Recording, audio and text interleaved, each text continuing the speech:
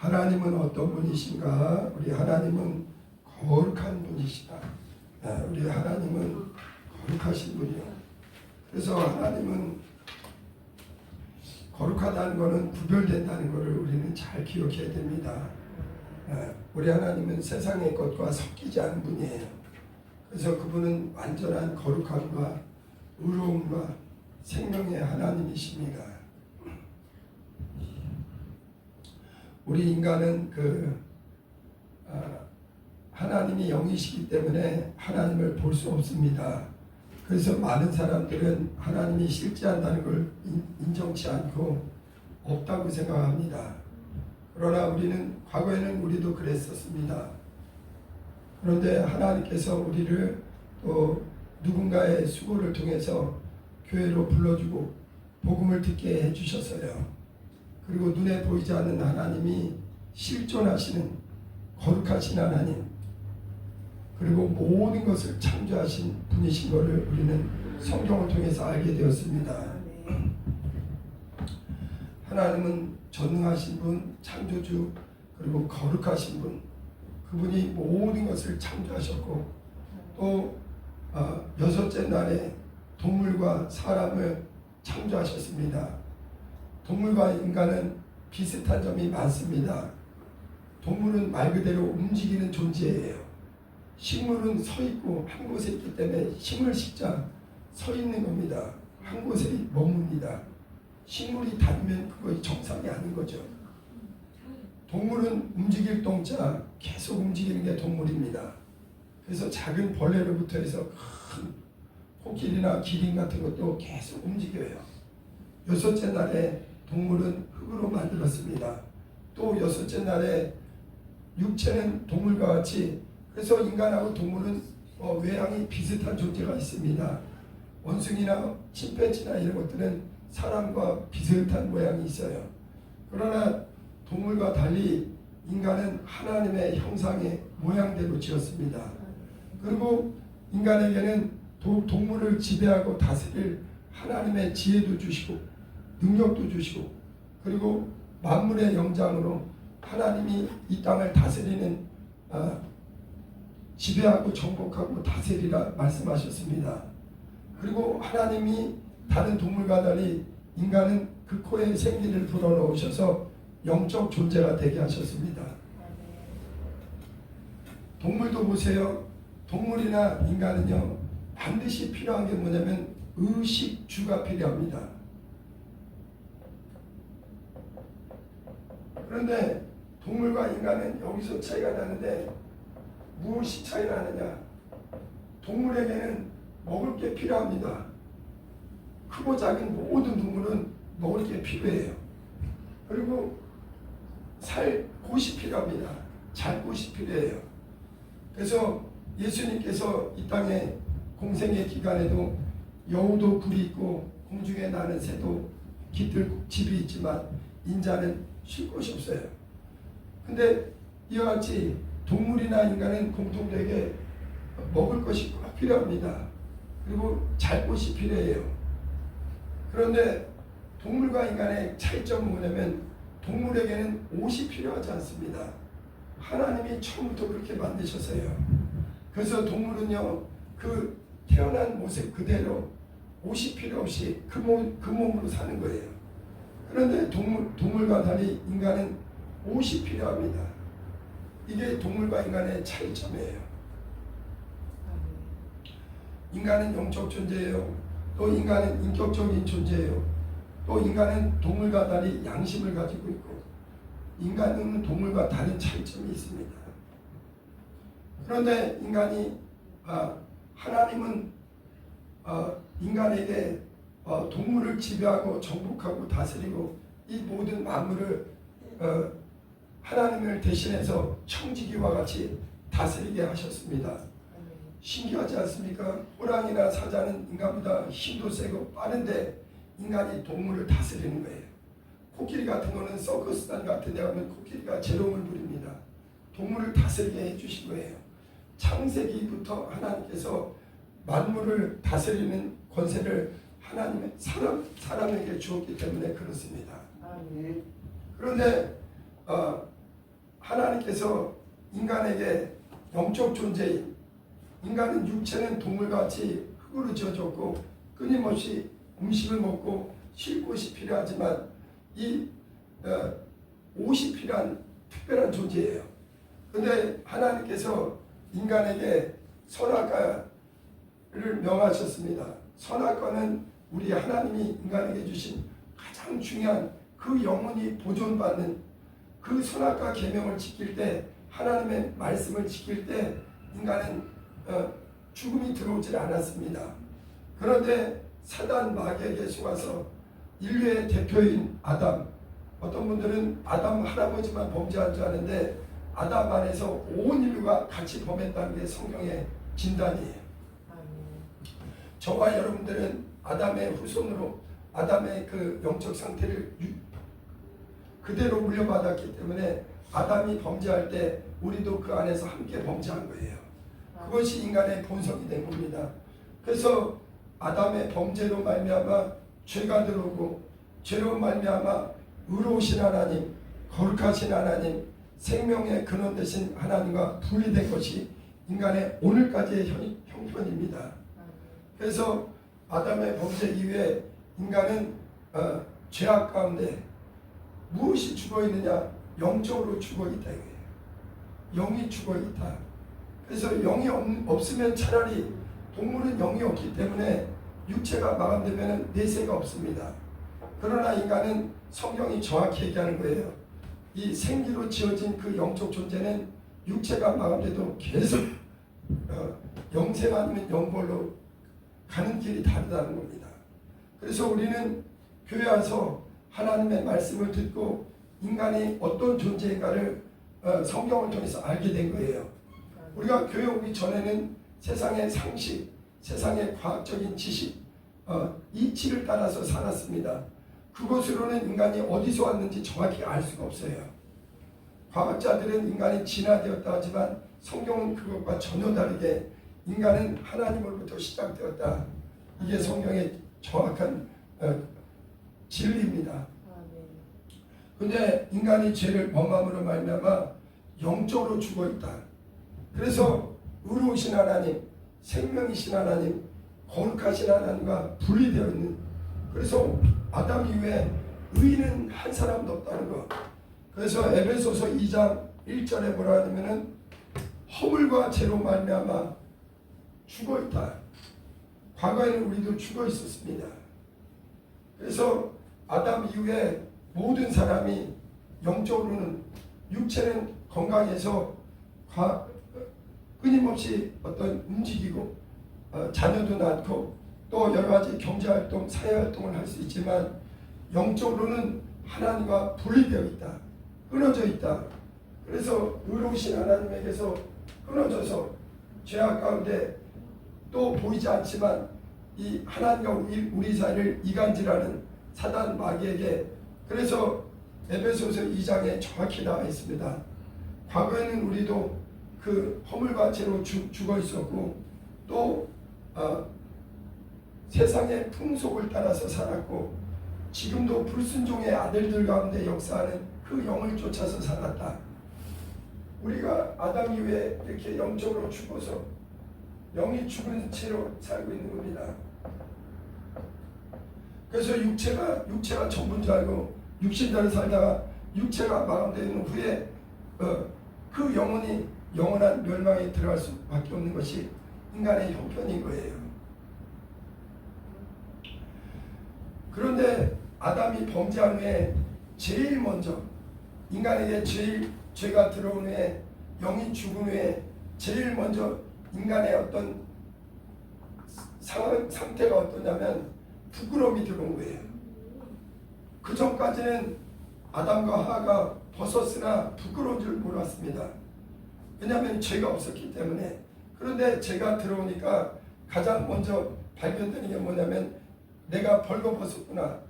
그래서 이때부터는 아담이 하나님의 의가 아니라 자기 의가 생긴 거예요. 자기가 옳다라는 자기 양심, 선악을 판단할 수 있는 것은 오직 흠없고 점없는 의로우신 하나님만이 선악을 판단할 수 있는데 인간이 마귀에게 속아 나도 하나님처럼 내 의로 살 수 있다.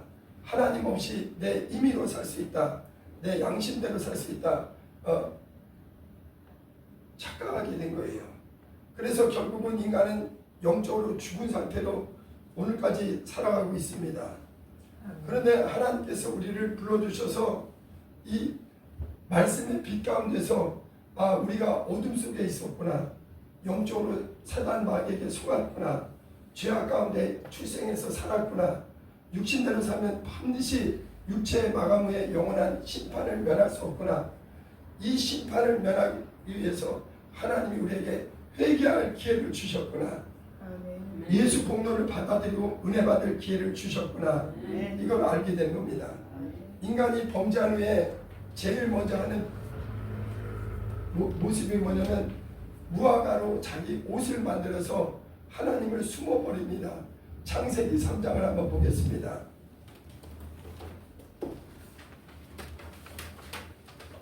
창세기 3장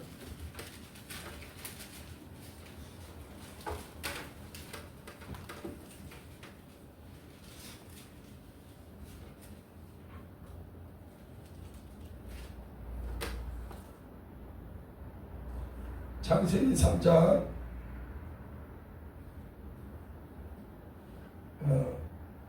무화과로 네? 아니요, 그건 아니고 7절 한번 읽어봅니다. 창세기 3장 7절 시작. 이에 그들의 눈이 밝아져 자기들이 벗은 줄 알고 무화과 나무 잎을 엮어 치마로 삼았더라. 인간이 범죄한 후에 가장 먼저 하나님과 영적으로 끊어지고 의로우신 하나님, 생명이신 하나님, 거룩하신 하나님과 분리된 후에 사망이 들어온 후에 이 상태는 육체는 멀쩡했지만 영적으로 죽은 상태입니다. 제일 먼저 반응이 뭐냐면은 자기가 벗은 걸 알고 무화과로 잎을 엮고 치마로 삼았다 그랬어요.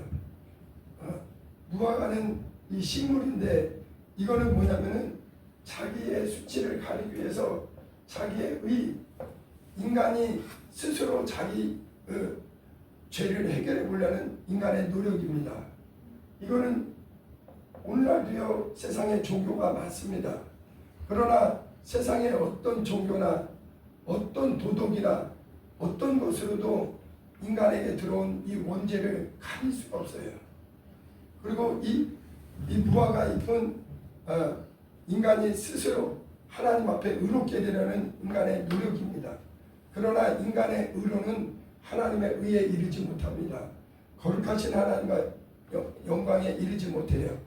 이것을 갖다가 이사야서 64장 6절을 한번 보면 같이 찾아볼게요.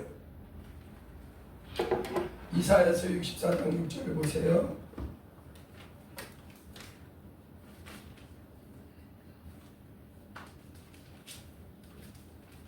하나님 앞에서 인간의 의는 더러운 옷과 같다 이거예요. 이사야서 64장 6절 한번 읽어봅니다. 이사야서 64장 6절 시작. 무릇 우리는 다 부정한 자 같아서 우리의 의는 다 더러운 옷 같으며 우리는 다 잎사귀같이 시들므로 우리의 죄악이 바람같이 우리를 몰아가나이다. 아멘. 보세요. 하나님을 말고 하나님을 떠난 인간, 하나님을 배신한 인간, 하나님을 부인한 인간, 죄를 범한 인간의 형편이 뭐냐면 인간들 간에는요 의로운 사람도 있습니다. 어떤 사람은요 남들보다 더 의롭고 거룩하고 경건하고 깨끗해 보일 수 있어요. 그러나 하나님과 떨어지는 순간부터 인간은 참으로 온전히 의로운 자가 아무도 없습니다. 모든 사람이 죄를 범해서 영이 죽은 상태이기 때문에 의로우신 하나님, 거룩하신 하나님께 그 영광에 이르지를 못합니다. 그리고 인간이 가지고 있는 의는 오늘날도 종교생활하는 사람들 보면요 굉장히 겉으로 의로운 사람 많습니다. 훌륭한 사람 많습니다. 기독교가 아니래도 아주 외모로 볼 때는 훌륭하고 인격적이고 수양이 잘 된 사람 많습니다. 그럼에도 이사야 선지자는 하나님의 기준을 놓고 볼 때 인간의 은은 더러운 옷과 같아요. 예전에는 누더기라고 그랬어요. 누더기와 같습니다. 하나님이 보실 때는 이 무화과 이파리처럼 금방 시들어 없어질 인간의 은은 하나님 앞에 참으로 의롭다 할 수 없어요. 그래서 성경은 정확하게 결론 내리길 아담 이후에 인간의 영은 죽어버렸고 인간의 심령은 이미 부패할 대로 부패했다. 에레미야 17장 9절 말씀대로 만물보다 부패한 것이 사람의 심령이다. 이것을 누가 알리고 그랬습니다. 그래서 오늘날 많은 사람들은요, 겉으로 도덕, 윤리, 양심 이런 기준을 따라서 자기 기준을 따라서 깨끗하게 보이고 거룩하게 보이고 의롭게 보일 수 있습니다. 그러나 성경은 정확히 얘기하는 거예요. 아담으로 말미암아 아담 한 사람으로 우리 인류에게 단 한 사람도 의인이 없고 모든 사람에게 죄가 들어오고 죄로 말미암아 사망이 모든 사람에게 예외 없이 들어왔다. 그리고 인간이 아무리 의롭게 살려고 노력해도 인간의 은은 더러운 옷과 같이, 우리 걸레 아시죠? 걸레로 만들어진 옷과 같이 더럽기가 짝이 없다. 하나님이 우리 인간의 우리를 만드신 하나님의 진단이 그겁니다. 마가복음 7장도 한번 읽어보겠습니다. 마가복음 7장에 가장 의롭다는 바리새인들을 예수님이 무섭게 책망하시면서 말씀하시는 거예요. 바리새인들은 사람의 손을 씻지 않고 음식을 먹는 것에 대해서 예수님께 그걸 따지는 거예요. 그런데 예수님께서 말씀하는 거예요. 사람의 속으로 들어가는 것이 사람을 더럽게 하는 것이 아니라 사람의 속에서 나온 것이 사람을 더럽게 한다. 마가복음 7장 20절 읽어봅니다. 시작. 또 이르시되 사람에게서 나오는 그것이 사람을 더럽게 하느니라. 속에서 곧 사람의 마음에서 나오는 것은 악한 생각 곧 음란과 도적질과 살인과 간음과 탐욕과 악독과 속임과 음탕과 질투와 비방과 교만과 우매함이니 이 모든 악한 것이 다 속에서 나와서 사람을 더럽게 하느니라. 아멘. 오늘날도 사람들은요, 그 속을 감춘 채로 겉모습으로는 너무나 훌륭한 사람 많습니다. 그리고 착하고 선하고 의로운 사람도 참 많아요. 그게 사람들 간에는 훌륭한 거일 수 있어요.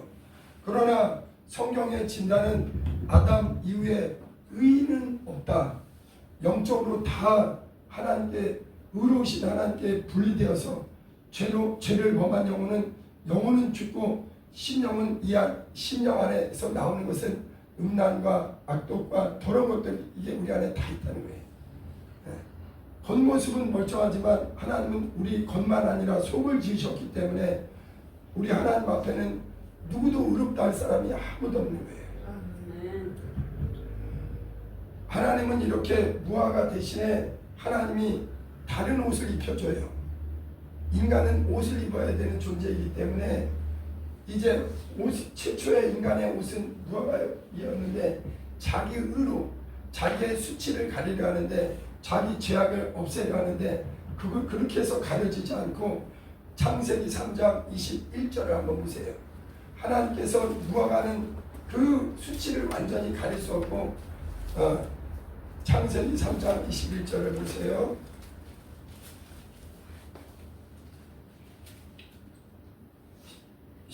시작. 여호와 하나님이 아담과 그의 아내를 위하여 가죽옷을 지어 입히니라. 아멘. 성경은 인간이 지은 무화과를 의지하느냐, 무화과 옷을 의지하느냐, 아니면 하나님께서 인간을 위해서 지은 가죽옷을 입느냐, 이것이 성경입니다. 여기는 이 무화과는요, 인간의 노력, 인간의 의, 인간의 양심, 인간의 어떤 노력으로 자기를 깨끗하게 하려고 자기의 수치를 가려하는데 그것으로는 인간의 원죄와 이 깊은 영혼의 죄와 모든 그 심령에 이미 만물보다 부패한 인간의 신령보다 그것으로는 깨끗이 할 수 없습니다. 그거 하기 위해서 사람들은 외식하는 거예요. 그래서 예수께서 예수님이 오신 목적은 죄인을 불러 내가 온 것은 아담 이후에 원죄로 말미암아 하나님께 분리된 인간의 본질의 죄를 해결하러 오신 분이 예수 그리스도시다. 여러분, 그리고 예수님 하나님은요, 인간의 죄를 사하는 것이 인간의 어떤 인간의 노력, 인간의 종교적인 수고 이걸로 안 됩니다. 그것이 나쁜 건 아니지만 그걸로는 인간이 온전히 의롭게 될 수 없습니다.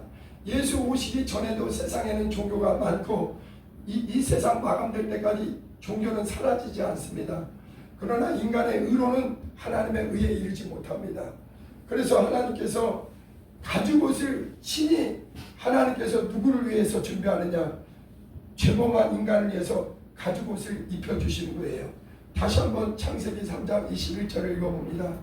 시작. 여호와 하나님이 아담과 그의 아내를 위하여 가죽옷을 지어 입히니라. 이 가죽옷을 입으려면 우리가 여기서 알 수 있는 것은 짐승이 누군가가 피를 흘려야 된다는 거예요. 여러분, 성경에서 우리는 교회 와서 하나님은 의로우신 분이고 우리에게서 죄를 분리시켜 주길 원하고 어떻게든지 인간이 가지고 있는 이 죄로 말미암아 멸망이 들어왔기 때문에 이 죄의 값은 무섭기 때문에 이것을 깨닫지 못하는 인간들에게 이 죄와 사망이 얼마나 심각한가를 알려주고 여기서 우리를 해결해 주기를 그렇게 원하신다. 그래서 여기서 이미 예수 오시기 전에 아담이 범죄 후에 거룩하신 하나님이 인간을 의롭게 하기 위해서는 반드시 피를 흘려야 된다는 거. 그래서 우리가 교회 와서 이제 분명히 알게 되는 게 뭐냐? 피에는 생명이 있다. 레위기 17장 11절 말씀대로 피에는 생명이 있어서 이 무화과 옷은 인간의 노력으로는 절대 죄가 해결이 되지 않고 반드시 피만이 우리의 죄를 해결할 수 있는, 속죄함을 오직 피밖에 없다 이거예요. 사망을 이기는 길은 피 외에는 다른 길이 없다. 그래서 히브리서 9장 22절 말씀대로 피 흘림이 없이는 사함이 없다. 그리고 이것이 바로 아담의 범죄 이후에 하나님이 처음 인류에게 자신의 구원을 보여주신 게 가죽옷을 입히신 거예요. 인간의 부끄러움은 인간에게서 해결이 안 되고 하나님이 준비한 옷을 입어야 된다. 그분의 피의 은혜를 받아야 된다. 그분의 사랑을 받지 않고 우리 구원은 우리가 죄에서 자유케 되는 것은 구원이란 말은 죄에서 해방되는 걸 말합니다. 인간의 노력으로 절대 안 돼요. 오직 하나님의 은혜 외에는, 하나님의 수고 외에는, 하나님의 희생 외에는 우리가 구원받지 못한다는 것. 그리고 하나님께서 이 사실을 한 민족을 택해서 이것이 실제라는 걸 보여준 것이 애굽에서 이스라엘 민족을 불러낸 겁니다. 그래서 출애굽기 12장 13절 말씀대로 애굽에는 다른 게 다 있었지만 이스라엘에게는 한 가지가 더 있었는데 그게 무엇이냐? 어린 양의 피로 출애굽기 12장 13절 한번 보겠습니다.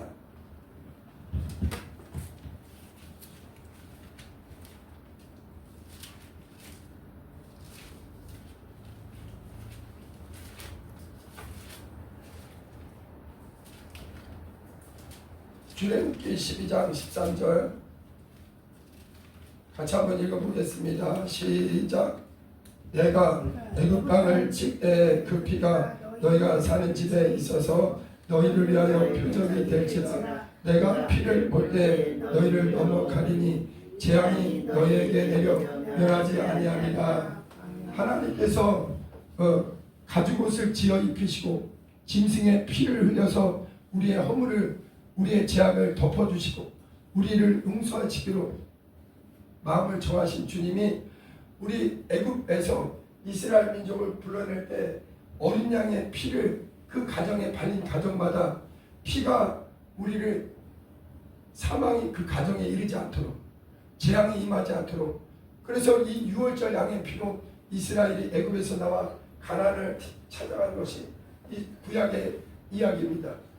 그리고 이제 하나님께서는 이 피로서 구원받은 이스라엘 민족에게 모세를 통해서 계속 하나님 앞에 죄를 범할 때마다 피 흘리는 제사 제도를 둬서, 그래서 예수 오시기까지 수없는 염소와 송아지와 비둘기와 이런 짐승의 피를 흘려서 그 하나님의 인간의 의로는 죄에서 자유케 못 돼요. 어떤 노력도 안 됩니다. 자기 몸을 아무리 깎고, 전에도 한번 얘기했는데 인도 사람들은요 아주 종교성이 뛰어난 사람들이 많아요. 그래서 그 사람들은요 나무 위에 집을 짓고 땅에 내려오지 않습니다. 죄를 안 짓겠다고. 그리고요 심지어는요 자기 고행을 통해서 자기 죄를 해결해 보겠다고 바늘로 온몸을 막 곳곳을 뚫어버려요. 그 고통을 참으면서도 자기의 죄를 해결해 보려고 어떤 인간의 의, 인간의 노력, 인간의 종교, 인간의 어떤 지식으로도 아담 이후에 죄를 범한 사람은 의롭게 될 방법이 없습니다. 오직 성경이 우리에게 알려주는 것은 하나님의 은혜 안에 이 보혈의 공로 안에서만 인간이 의롭게 될 수 있다.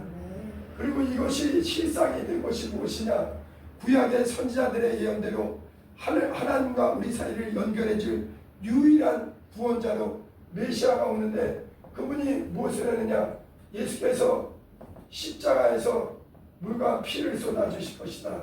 그래서 피로서 우리의 모든 죄를 대신한 것이 이 성경입니다. 이 구약은 하나의 모형이고 실제는 무엇이냐?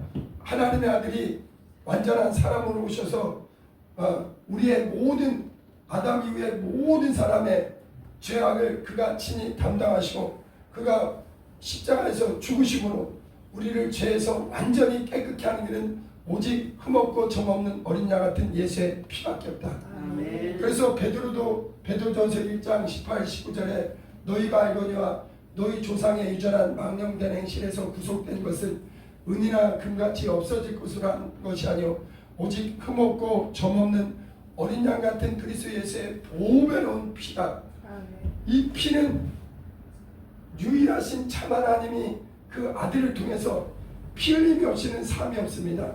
그리고 이 피는 언약의 피다. 예수님이 직접 말씀한 거예요. 마태복음 26장 인자가 온 것은 내 피는 많은 사람들의 죄를 위하여 흘리는 바 나의 피 곧 언약의 피다. 하나님이 분명히 약속하신 이 피의 은혜를 받으라 이거예요. 그래서 이제 예수님 부활 승천하신 후에 수많은 증인들을 통해서 우리에게 전달되는 게 뭐냐? 오직 예수 그리스도의 보혈만이 우리 인간의 원죄를 해결하고 그 무서운 심령 깊은 곳에 있는 죄악을 단번에 깨끗하게 하는 것은 예수의 피밖에 없다. 히브리서 9장 13절 봅니다. 히브리서 9장 13절.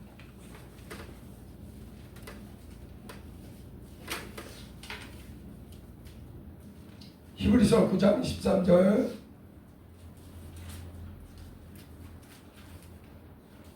같이 한번 읽어보겠습니다. 시작. 염소와 황소의 피와 및 암송아지의 침을 부정한 자에게 뿌려 그 육체를 정결하게 하여 거룩하게 하거든 하물며 영원하신 성령으로 말미암아 흠없는 자기를 하나님께 드린 그리스도의 피가 어찌 너희 양심으로 죽은 행실에서 깨끗하게 하고 살아계신 하나님을 섬기게 하지 못하겠느냐. 아멘. 그래서 하나님은 이제 구약 때는 이스라엘 사람들에게만 짐승의 피, 염소와 송아지의 피, 13절 말씀대로 염소와 송아지의 피를 예수 오실 때까지 계속 가죽옷을 지어 입히신 그분이, 또 6월절 양의 피로서 이스라엘을 구원하신 그분이, 또 이제 이스라엘에게 계속 짐승의 피를 반복해서 이거를 예수 오실 때까지 계속 반복하게 하시던 그분이 이제 염소와 송아지의 피는 인간의 모든 죄를 살 능력이 없어요. 완전하게 이거는 육체의 겉의 죄만 해결할 뿐이지 인간의 원죄, 본질적인 죄는 오직 흠없고 점없는 예수 그리스도의 보혈밖에 없습니다. 그래서 오늘 히브리서 9장 14절에 하물며 영원하신 성령으로 말미암아 흠없는 자기를 하나님께 드리신 그리스도의 피가 어찌 너희 양심으로 깨끗게 하고 살아계신 하나님을 섬기게 못하겠느냐. 여러분, 교회는 이제 예수 그리스도의 이 복음은 누구든지 이 주의 보혈의 공로를 받아들여야 돼. 인간이 의롭게 되는 것은 인간의 노력으로 절대 안 됩니다. 인간의 어떤 행실로 되지 않습니다. 오직 우리를 위해서 흘리신 예수 그리스도의 보혈밖에 없습니다. 그래서 하나님은 우리에게 오늘날에도 교회를 통해서 주님의 사람들을 통해서 계속 전해지는 거예요. 우리를 죄에서 자유케 하시는 것은 오직 예수의 피밖에 없다.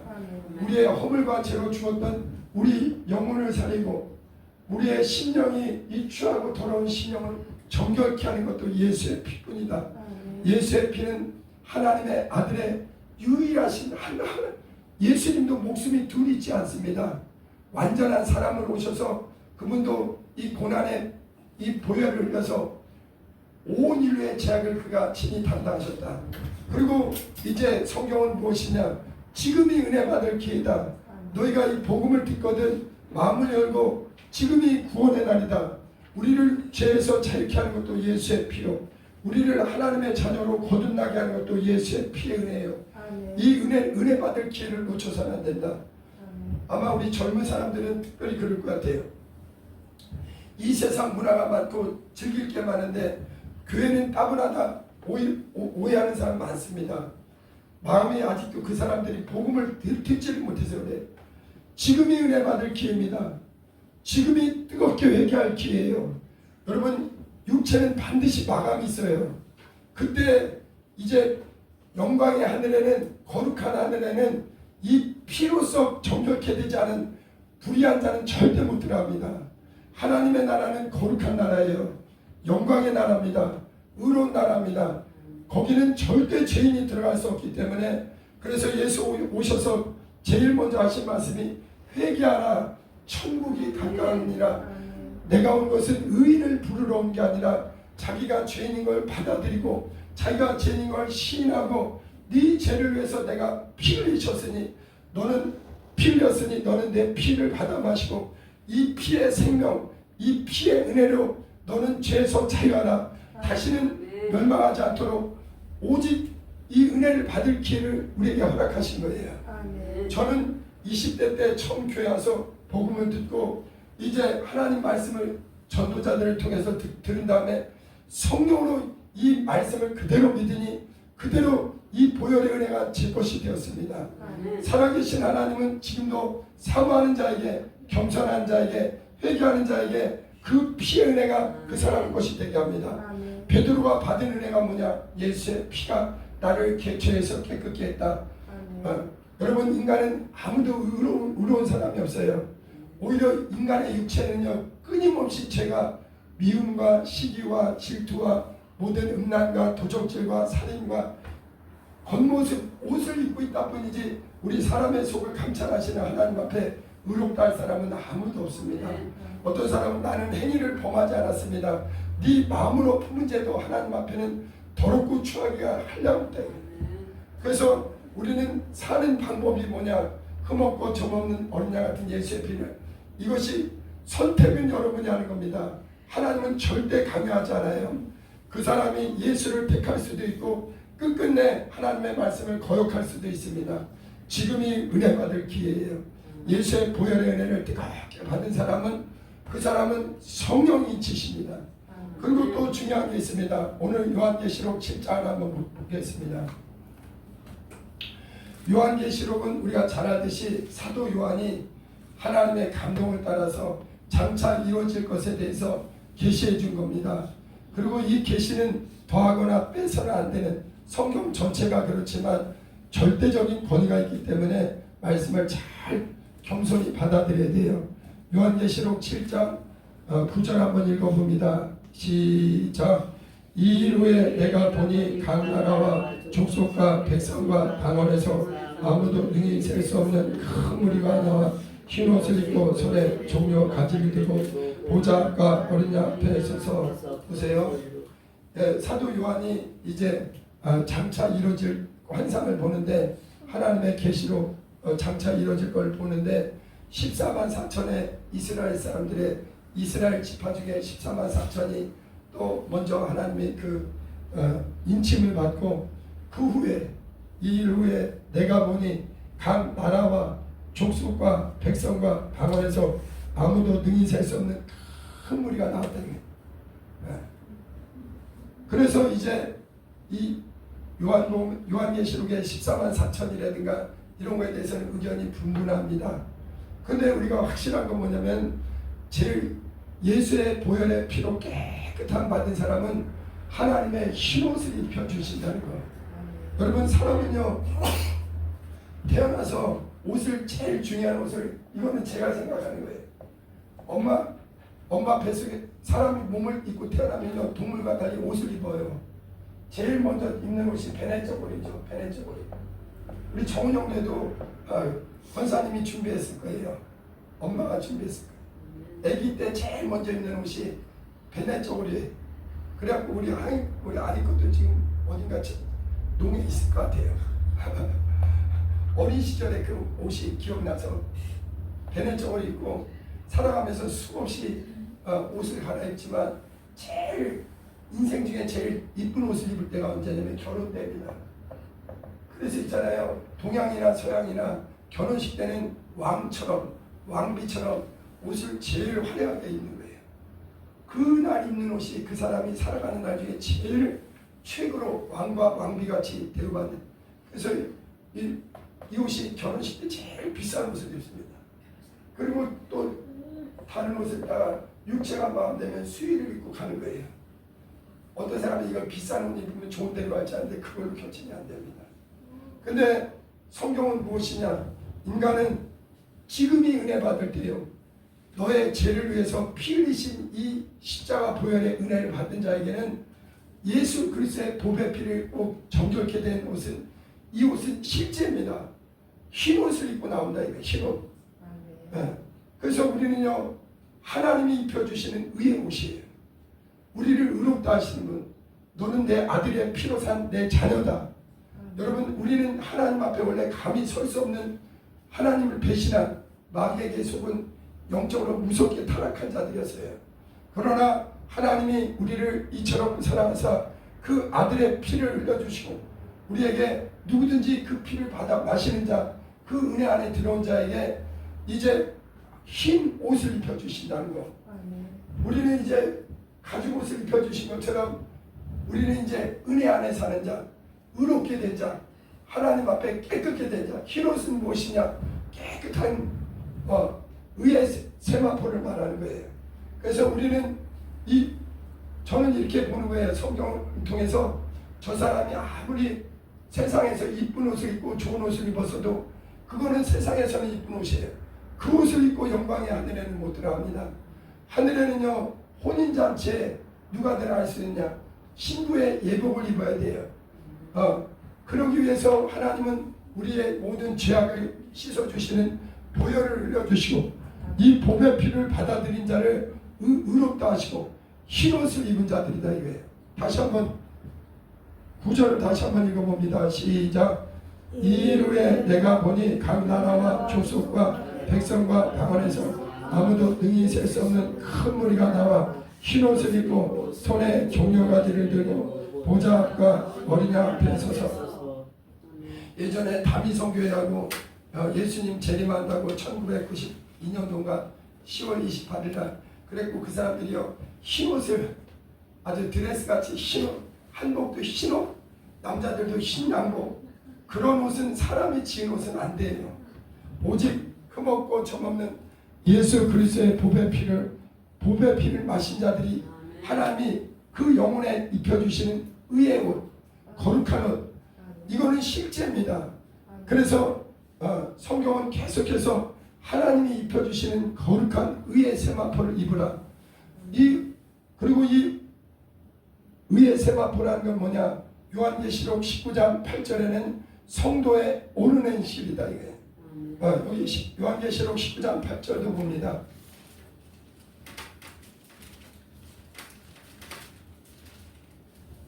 요한계시록 19장 8절 시작. 그에게 빛나고 깨끗한 세마포옷을 입도록 허락하셨으니 이 세마포옷은 성도들의 옳은 행실이로다. 네. 우리는 예수의 보혈로 말미암아 보혈의 피의 은혜를 받은 사람들은 이제 하나님의 자녀로 낳아주셨고, 여러분 하나님과 우리 사이는 끊을 수 없는 영원한 피로 맺은 관계예요. 예전에 우리 어머님들이 우리 정은 형제는 병원에서 낳았죠. 네. 우리 어릴 때만 해도 저는 집에서 낳았거든요. 그래서 옛날에 어머님들이요 자식 낳으러 갈 때는, 요즘은 아기를 한둘밖에 안 낳지만 옛날에는 5, 6, 7 많이 낳았어요. 그래서 그것도 집에서 낳았는데, 옛날에 엄마들이 아기를 낳으면요 이 신발을 벗어놓는 돌을 뭐라 그러죠? 네. 마루가 있으면 거기 신발 벗어놓는 돌이 있는데, 거기에다가 이 고무신을 갖다가 이쪽으로 하라고 이쪽으로. 왜냐하면 아기 낳아 들어가서 잘못하면 죽을 수도 있으니까. 지금이야 의술이 있으니까 약도 있고 뭐 이렇게 의사도 있고 도움을 받을 수 있지만, 그때는 아기를 갖다가 죽을 수도 있어요. 그래서 아기를 그냥 낳는 게 아니라 피덩어리입니다. 피 쏟아서 낳는 거예요. 하나님은 우리를 그냥 낳으신 게 아니에요. 우리에게 의의 세마포를 그냥 입혀준 게 아닙니다. 그 피를 받아들인 자, 그 피의 공로를 받아들이고 자기 죄를 시인하고, 나는 예수 보혈의 공로를 의지합니다. 예수 보혈을 믿습니다. 그 피가 나의 생명이요, 나는 이 피로 정결케 되었고, 나는 이 피로 새 흰옷을 입게 되었습니다. 비록 우리는 연약하지만 예수 그리스도의 은혜 안에서 흰옷을 입게 되었다. 그래서 우리 하나님은요 예수의 피를 우리의 음료되게 하시고, 예수의 피가 우리의 옷이 되게 하시고, 예수의 피에 지금 우리 신랑은 피를 가진 자들이 머물 집을 준비하는 겁니다. 그래서 그래서 이 요한계시록에 요한은 환상 그 계시를 보니까 흰옷을 입은 자들이 나오는데, 그들이 도대체 누구냐? 10절을 한번 같이 읽어보겠습니다. 요한계시록 7장 10절. 7장 10절 시작. 큰 소리로 외쳐 이르되 구원하심이 보좌에 앉으신 우리 하나님과 어린 양에게 있도다 하니, 모든 천사가 보좌와 장로들과 내 생물의 주위에 서 있다가 보좌 앞에 엎드려 얼굴을 대고 하나님께 경배하여 이르되 아멘. 찬송과 영광과 지혜와 감사와 존귀와 권능과 힘이 우리 하나님께 세세토록 있을지어다. 아멘 하더라.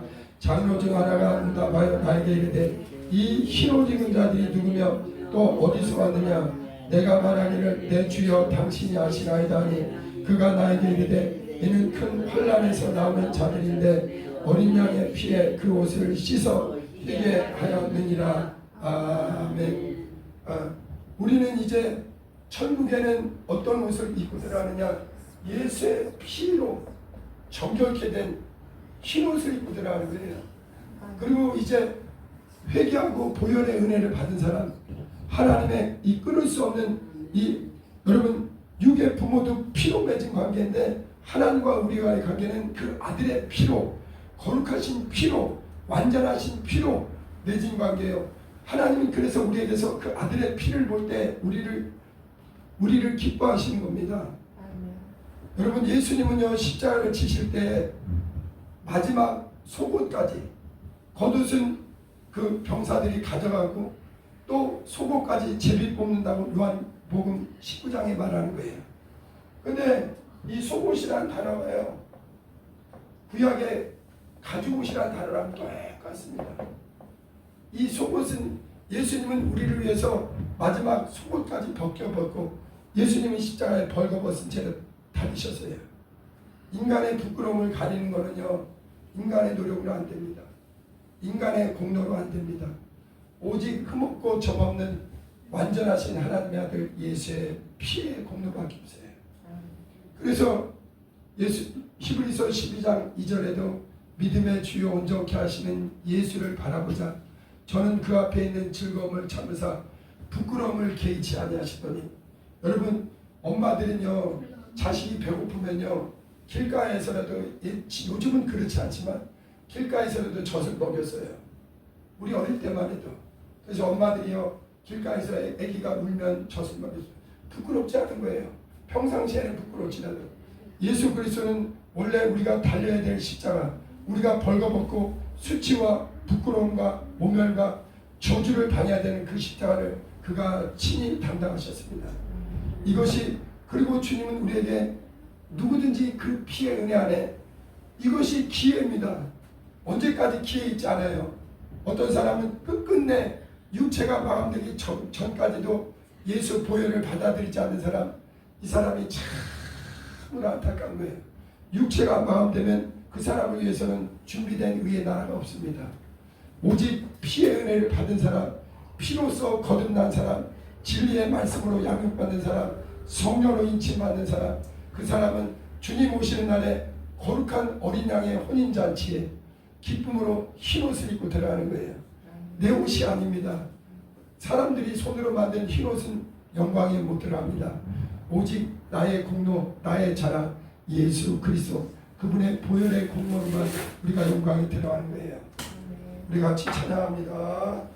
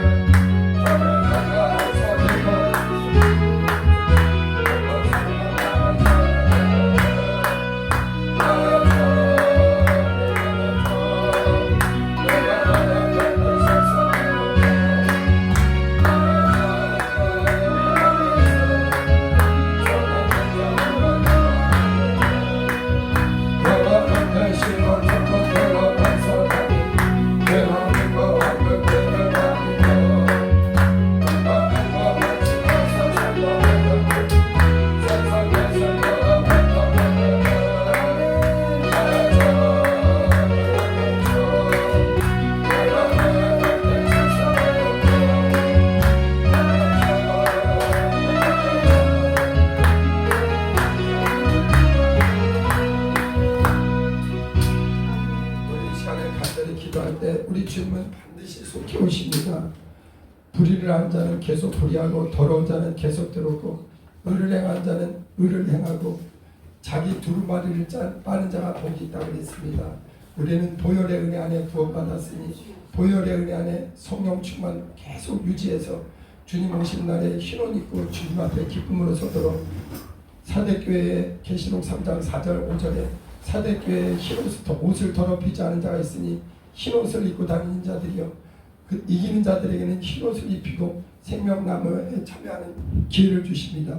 이 시간에 하나님, 나는 세상 가운데서 주님의 보혈의 은혜 안에 사는 하나님의 자녀가 되었으니 일평생 주님의 보혈의 은혜를 힘입어 흰옷 입고 믿음으로 전진하게 앞서서 늘 성령 충만하도록 주여 두 번 부르고 기도합니다.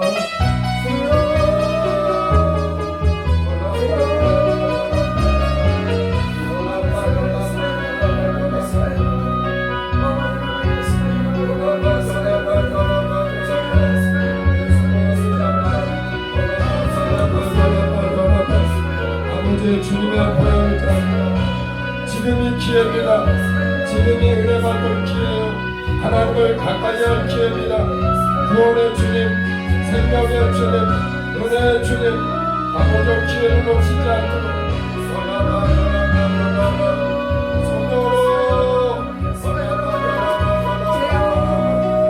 아버지 주님 앞에 기쁨으로 선도로 구원의 주님, 은혜의 주님, 영으로 아버지 정결하게 거룩하게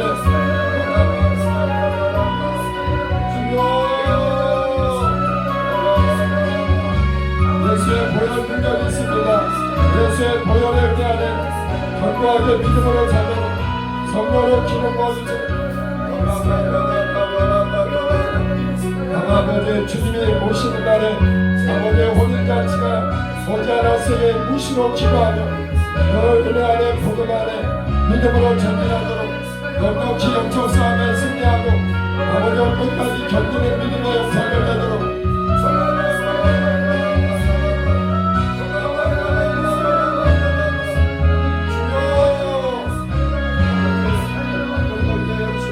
신날의 공중의 주님 혼인잔치에 참여하도록 아버지 정결하게 예수의 보혈로 붓지 성령의 기름으로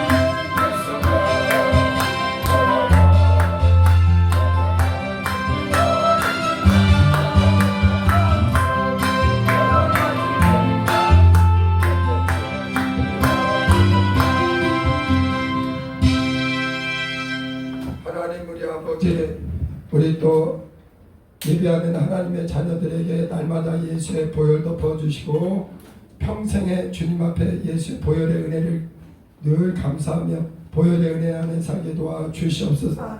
우리의 모든 죄를 위해 예수 친히 피 흘려 주셨으니 이 피의 은혜를 감사하며 또 피로 정결케 된 의의 옷을 입게 하시니 감사합니다. 주님 오신 날 가까운 이때에 부지런히 예수의 보혈의 은혜 안에 말씀 위에 굳게 서서 성령으로 인도받게 도와 주시옵소서.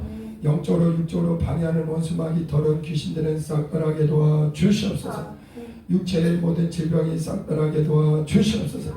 이제는 우리 주 예수 그리스도의 은혜와 아바 아버지의 극진하신 사랑과 성령님의 충만 인도하심이 예수의 보혈로 흰옷을 입혀주심을 감사하고 날마다 은혜 안에 복음 안에 믿음으로 전진하기로 결심하는 우리 모두 위에 이제부터 영원토록 함께 있을지어다.